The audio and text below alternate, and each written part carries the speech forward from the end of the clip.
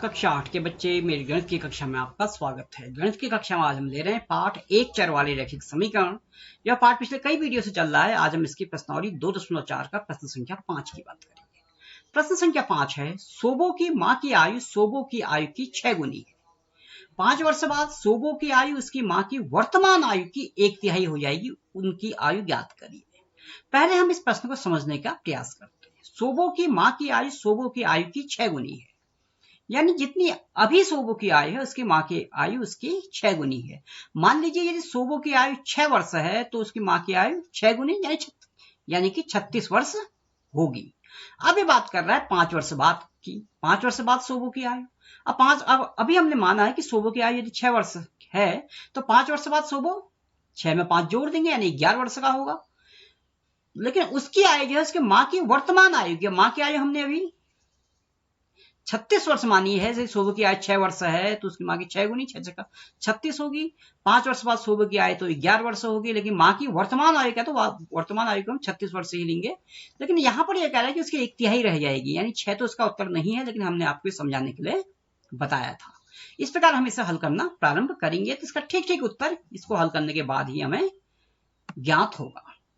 तो माना सोबो की आयु है x वर्ष, हमने मान लिया उसकी आयु 100 वर्ष है, तो उसकी माँ की आयु उसकी 6 गुनी यानी 6 गुणा x, हम 6 वर्ष भी कहेंगे। सोबो की आयु 100 वर्ष, माँ की आयु 6 वर्ष। अब 5 वर्ष बाद की बात हम करेंगे।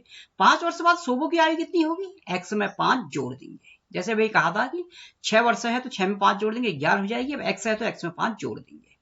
5 वर्ष बाद 5 वर्ष बाद उसकी माँ की आयु भी 5 वर्ष जोड़ दी जाएगी, यानी 6x में 5 वर्ष जोड़ दी जाएगी। वैसे उसकी माँ की आयु 5 वर्ष बाद निकालने की आवश्यकता नहीं थी, लेकिन हमने इसे भी निकाल दिया। अब हम करेंगे 5 वर्ष बाद सोबो की आयु उसकी माँ की वर्तमान आयु की 1/3 रह जाएगी, इसने कहा है।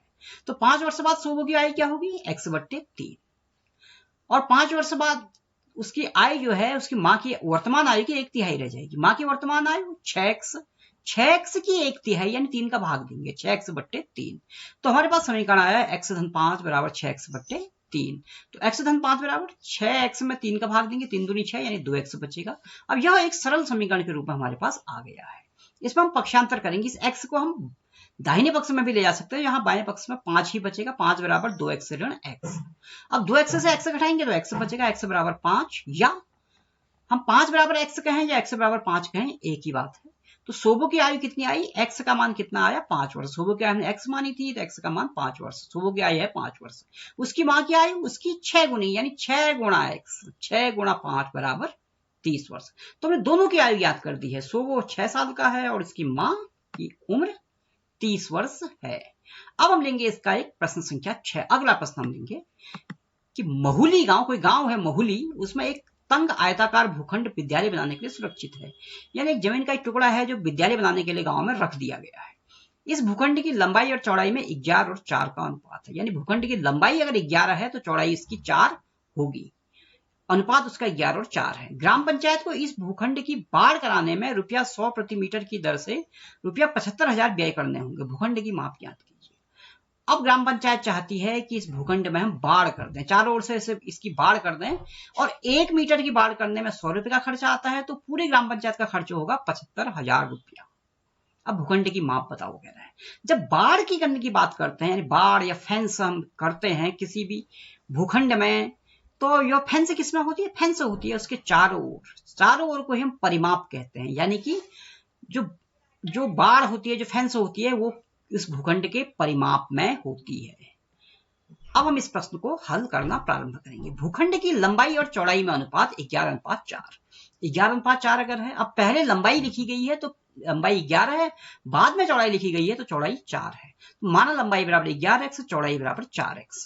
अब भूखंड की बाढ़ कराने की दर रुपया 100 प्रति मीटर दिया गया है। 1 मीटर बाढ़ कराने में 100 रुपए का खर्चा आएगा, और पूरी बाढ़ कराने में खर्चा कितना आया, 75,000 रुपया।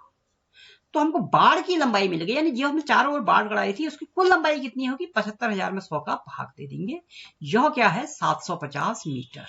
अब हमने कहा था कि बाढ़ चारों ओर जो होती है वो परिमाप में होती है, तो यानी उसका परिमाप हमें मिल गया 750 मीटर। हमने लिखा है भूखंड की बाढ़ और उसका परिमाप एक ही है, तो भूखंड का परिमाप हमको मिल गया 750 मीटर। लंबाई मिल गई 11x, चौड़ाई मिल गई है 4x। अब इसको हम इसकी सहायता से हम समीकरण बना के इस प्रश्न को हल कर सकते हैं। तो भूखंड का परिमाप में 2 बार लंबाई आती है, 2 बार चौड़ाई आती है, क्योंकि आयताकार वो भूखंड है।